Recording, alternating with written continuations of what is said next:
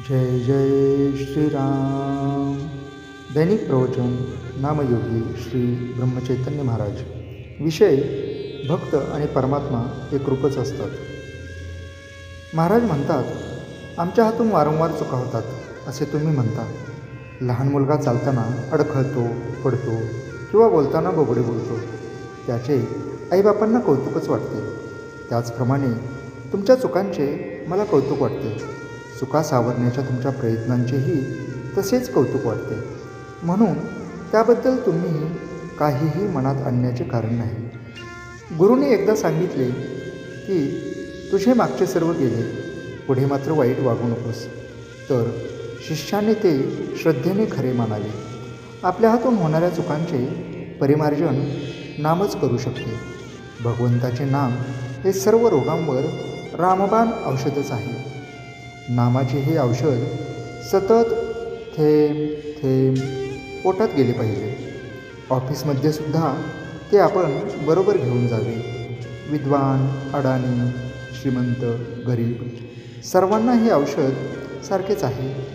जो पथ्य सांभाळून हे औषध घेईल त्याला गुण लवकर येईल. एखादा मुलगा मी विहिरीत उडी मारणार म्हणून हट्ट धरून बसला तर बापाने त्याचा हा हट्ट पुरवायचा का त्याला समजावून किंवा तोंडात मारून तिथून बाजूला काढायचे.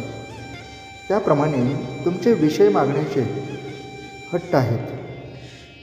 खरा भक्त कधीही दुःखी कष्टी असत नाही, आपल्या समाधानात असतो. मग तो कितीही दरिद्री किंवा व्याधीग्रस्त का असेना. अमुक एक हवे ते मिळाले नाही म्हणजे सामान्य माणसाला दुःख होते. भक्ताला कसलीही आस नसते, त्यामुळे त्याला दुःख नसते. तो आणि परमात्मा एकरूपच असतात. परमात्म्याची इच्छा हीच त्याची इच्छा असते. सगुणाची भक्ती करता करता त्याला मीचा विसर पडत जातो. मी नसून तूच आहेस ही भावना दृढ होत जाते. शेवटी मी नाहीसा झाला की रामकृष्ण वगैरेही नाहीसे होतात आणि परमात्मा तेवढा शिल्लक होतो.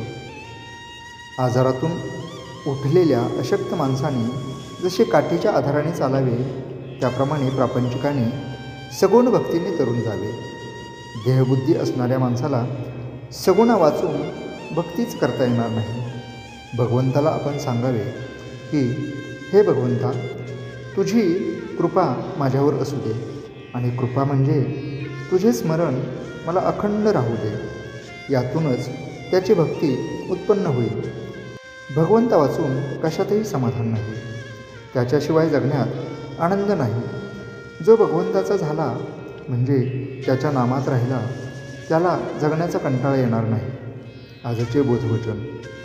परमात्म्याला प्रपंचरूप बनवण्याऐवजी आपण प्रपंचाला परमात्मरूप बनवावे. जय जय श्रीराम.